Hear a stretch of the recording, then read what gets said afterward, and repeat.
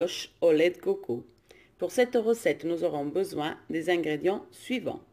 42 g de levure fraîche, soit un cube, 3 œufs entiers,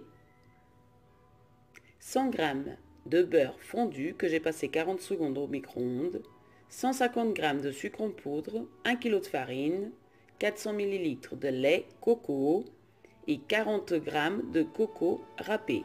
La coco râpée, c'est pas obligé, vous mettez juste si vous aimez. On va commencer la recette par mettre le beurre fondu dans le bol du robot.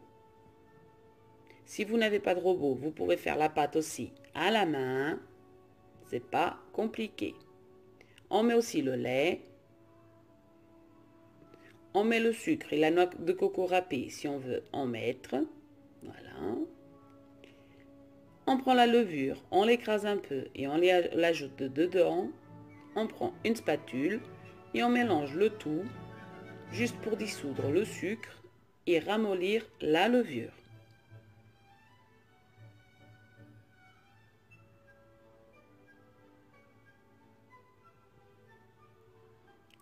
Ensuite, on ajoute les 3 œufs entiers. On ajoute la moitié de la farine et on met notre robot en route quelques instants juste pour casser les œufs et faire une sorte de puits au milieu. Pardon, je buguais.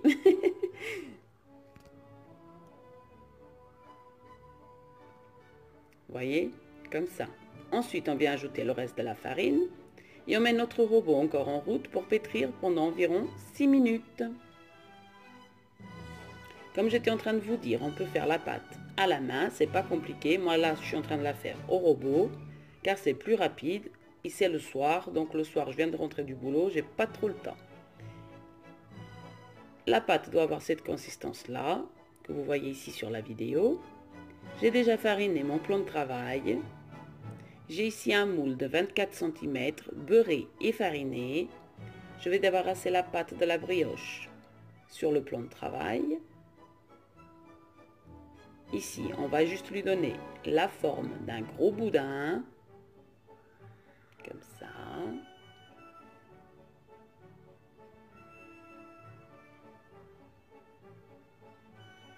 Après, on prend un coupe-pâte ou tout simplement un couteau, ce que vous avez chez vous, et vous coupez ce boudin en 3 parts égales, ou à peu près égales. Donc, une,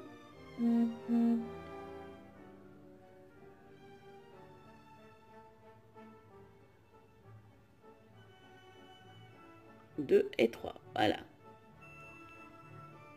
Et chaque morceau de pâte, on va tout simplement le rouler en un grand boudin. J'essaie d'expliquer le mieux que je peux, mais si vous avez un doute ou une question, n'hésitez pas à me laisser un commentaire, j'y répondrai avec grand plaisir. Donc j'ai ici mes 3 boudins que j'ai roulés. Ah tiens, celui-là il est un peu plus long. Hop, voilà. Et maintenant, on va tout simplement le tresser en une tresse, les tresser.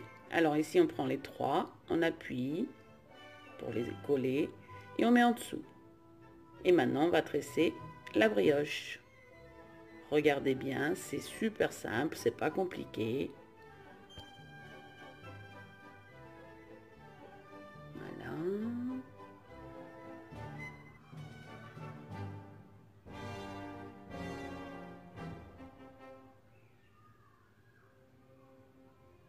Presque fini.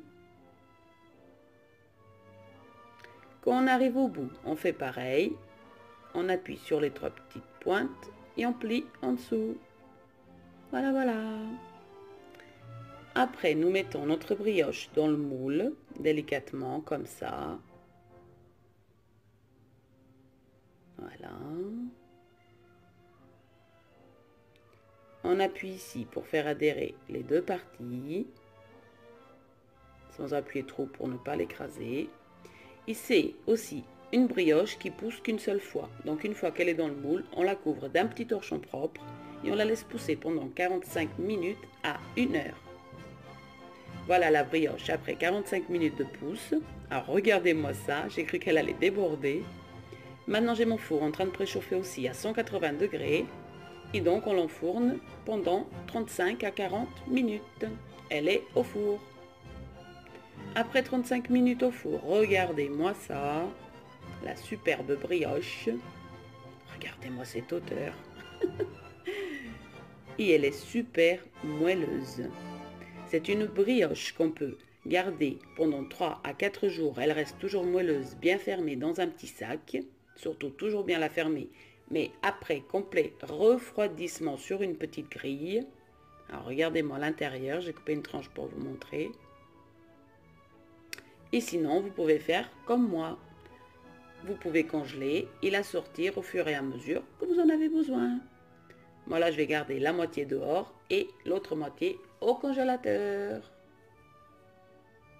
Puisque tous les matins, on mange pas, les enfants ne mangent pas la même chose. Un coup, c'est des céréales, un coup du pain, un coup de la brioche. Donc voilà, voilà. Si ça peut vous donner des idées, n'est-ce pas? Ah là là.